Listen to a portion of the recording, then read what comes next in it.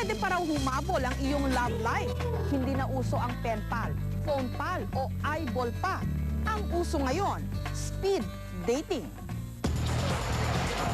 First time ko po to. Medyo nakakakaba. For fun lang talaga ngayon. I'm looking forward for a friend, someone to talk to. Sa ingay pa lang, akala mo eksena sa palengke. Labo-labo ang usapan, sabay-sabay ang balitaktakan. Mabilisan, paspasan, at sa loob ng 3 minuto, tapos ang date. Ito ang speed dating. Next. Ganito nga kabilis ang takbo ng usapan.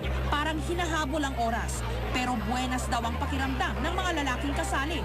Dahil ang makaka-speed date nila, mga beauty contestants.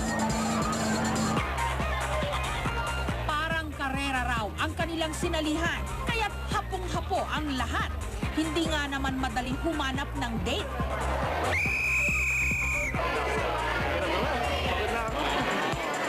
Break muna ng 15 minutes. Pagkakataong makaisip ng bagong strategy para maakit ang napupusuang kalahok. Sometimes, like even for me, it's my first time, and I tell myself, like, shit, am I such a loser that I can't get a date? Medyo maingay. Mahirap kasi ang daming tao nagsasalita sabay-sabay. So, you have to medyo raise your voice.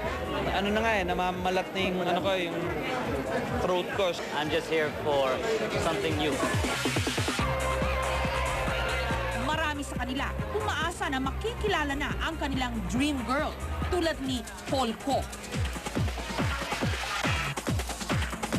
Actually, I'm expecting to find a nice girlfriend.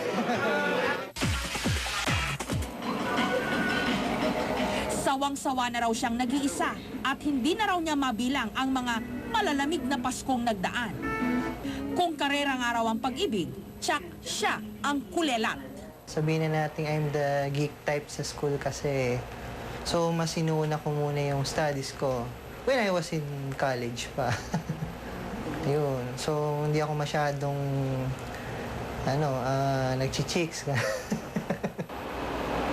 Lahat daw ng uri ng date, nasalihan na niya. Pero kadalasan, nagiging mailap ang kapalaran. Sa kabila nito, hindi pa rin siya nasisiraan ng loob. Marami pa daw susunod na mga pagkakataon. Sa Los Angeles, California, nagsimula ang speed dating sa pangunguna ni Rabbi Yaakov Deo taong 1998. At nung naging patok sa Amerika, umabot na ito sa mga bansa ng Asya tulad ng Singapore at Hong Kong. Para itong epidemyang kumalat, napadpad na sa Pilipinas. Ang Makati, business district ng Pilipinas, formal ang mga usapan, seryoso ang takbo ng buhay.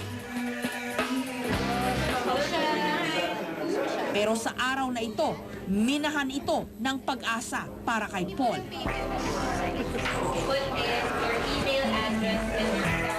Punong-puno ang function room ng mga mahiyaing Pinay na ayaw magpakuha ng kamera at mga game na game naman na mga foreigner. Ito raw ang lunas sa nagdurugo nilang mga puso. Well, I'm basically just bringing the guys here because of my really bad relationship before. So, well, I'm just here to meet new people, and well, it's going to get really great, I think. At syempre, sumali ulit ang aming manok na si Paul. Speed dating is a new and fun way to meet new people. Tuwang-tuwa naman ang grupo ni Ferdy Ong ng 6 Degrees. Silang kauna-unahang grupong nag-organisa ng speed dating sa Pilipinas. Paano ka ba makakakilala ng bagong tao? May nag-suggest sa amin na bakit hindi niyo gawin to. So naisip namin, oo nga, bakit nga hindi? You shouldn't ask personal questions. Ayon kay Ferdy, may 3 golden rules sa speed dating. Una, bawal magtanong ng contact number. Bawal ibigay ang address. At bawal mambastos. Strikto raw ang 6 Degrees sa sarili nilang mga patakaran. Bawal sumali ang mga may asawa, boyfriend o girlfriend. Dapat walang sabit. Mula 800 pesos hanggang 1,000 pesos lang, pwede ka nang makipag-date sa 24 na katao. Ang bawat kasali, binibigyan ng evaluation card. Dito isinusulat ang pangalan ng bawat nakakausap sa speed dating. Minamarkahan ng yes kung type mo at no kung hindi pasado.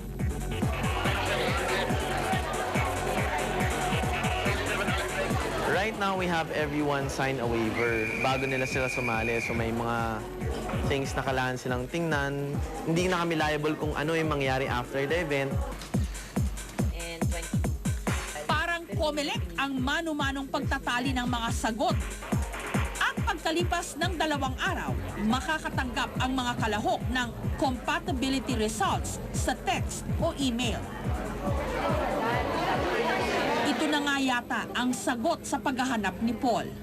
We have Miss 23 na wherein pinili ni Paul siya and pinili din siya.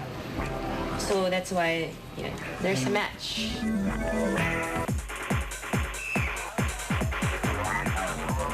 Mabilis nga ang pag-ikot ng mundo. Kahit sa pag-ibig, maraming pagbabago. Kung hindi madaan sa santong dasalan, daanin na lang sa santong paspasan.